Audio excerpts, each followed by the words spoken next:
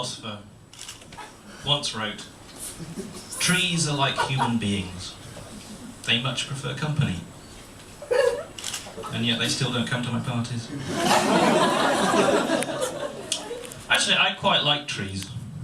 With their branches and leaves and lovely great big butts on some of them. I'm not sure what they think about me. I stopped expecting them to hug me back a while ago. We stay together for the good of the children. You know, because we need trees, don't we? For the good of the environment and the things that they can provide us with. Food and materials and energy. And that's just as true now as it's been throughout history. I mean, after all, none of us would be here right now if our ancestors had not been able to get wood when they needed it. Now, I work for the Forest Products Research Institute at Edinburgh Napier University, and we do all sorts of research aimed at increasing the number of trees growing the forests. And the one thing that all these different bits of research have in common is that they involve cutting down trees. Now, I know a lot of you are probably thinking that that's not very fair on the trees, is it? No, not even if we give them a 30-second head start. So, give me a few moments and I'll try and explain, right?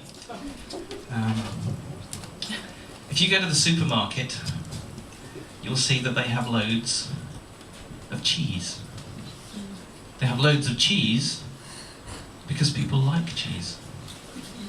There is a lot of cheese in the world because people will pay money for cheese.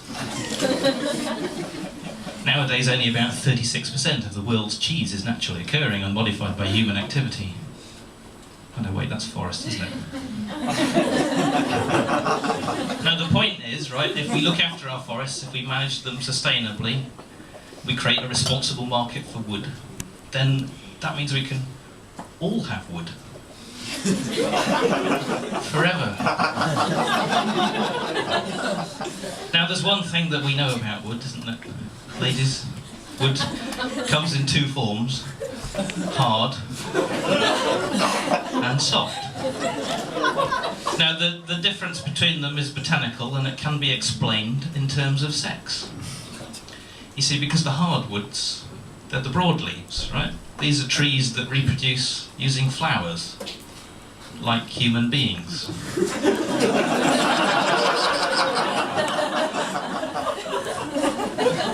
And the softwoods, they're the conifers, and these are trees that reproduce using cones, like motorways. Now, we don't have big forests by European standards, but we could still make use of the trees that we do have, make better use of the forests. Now, a lot of our commercial forestry is based on non-native species. That's foreign trees. Right? A lot of people don't like foreign trees. But actually, when it comes to softwoods, we don't have a great deal of choice, because there are only two softwoods that are native to the UK. We've got the yew, which is very slow growing, and we've got Scots pine. Now, Scots pine, we don't actually make very good use of it in the UK at the moment, but it will be a very familiar tree to you here in Scotland. There's penis all over the place. Everywhere you look, you see penis. I should explain. Penis is the botanical name. We use the Latin names because the common names vary so much. So it's Pinus sylvestris, right? The first part is the genus Pinus, which comes to us via the French for pin, meaning bloody spiky. Segensis means of the forest, so that means, you know, pine tree of the forest, just to distinguish it from all the other types of pine tree that there are. This is Pinus, not to be confused with the Latin root for words like pen and pencil and penicillin, which is the Latin word for a tail, which is penis. So we have penis and penus. Be very clear of the difference. One of them has an I in it at the front end. And that's the one I'm talking about. Actually, that reminds me of an idea I had for a joke. So, an English elm, a Welsh oak and a Scots pine start growing in a bar.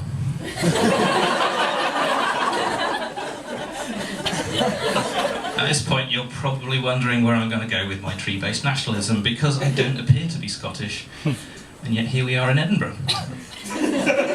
It seems a bit risky, doesn't it? Well, the truth is, I don't know where this joke is going either, because they're trees. We have to wait 30 or 40 years for the punchline. See, that's the thing about trees, they take a while to grow. In some fields of forest research, you can be retired by the time anyone finds out that you made a mistake.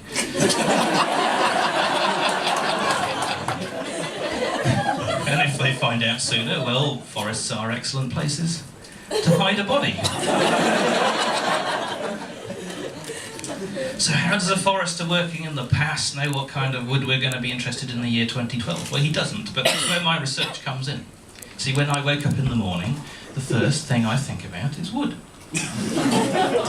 And how good wood is going to waste.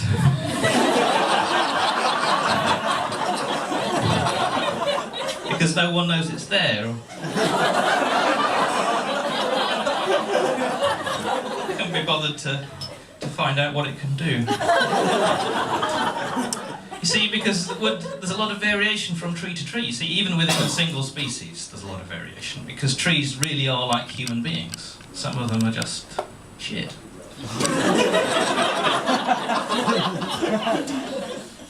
But what makes good wood? Well, that depends on the application, doesn't it? Maybe you're looking for something strong. Maybe you're looking for something hard. What makes good wood depends on how you use it.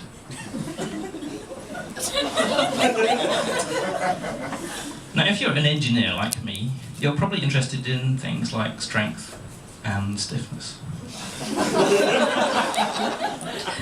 Now, stiffness is a measure of how much something bends under load.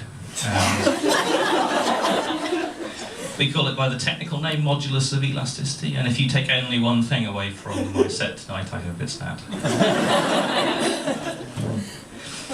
Now, stiffness, this can be measured non-destructively, and this allows us to sort wood, sort trees into good and bad.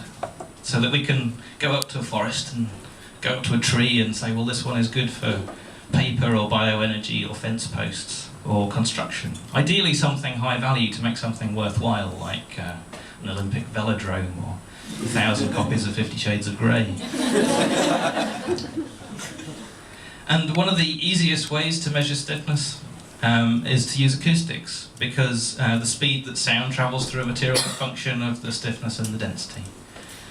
So one way that you can do this with a piece of wood is to excite it. And you can do this with a special piece of equipment that vibrates, and you can measure how long it takes those vibrations to travel along the wood. And the other type, and this is even simpler, and you can do this at home, it's simply to bash it. And listen to the sound it makes as it resonates. And seriously, that is what I do. That is my research. In fact, I have an experiment going right now where I have wood in an oven. It's Scots pine, in fact, and it's been in there a long time. And every week or so, I get my hot penis out and I bash it. To measure how much the stiffness changes with the heat treatment. And the reason for doing this, I've forgotten. But I figure I might as well continue. It's taking its toll in more ways than one. The other day, a bit fell off in my boss's hand. So just to round things up,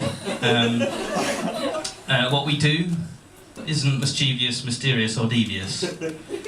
It is simply that trees are good generally, and in particular trees are good when the MOEs are good. Trees are good when the MOEs are good. Thank you, and good night.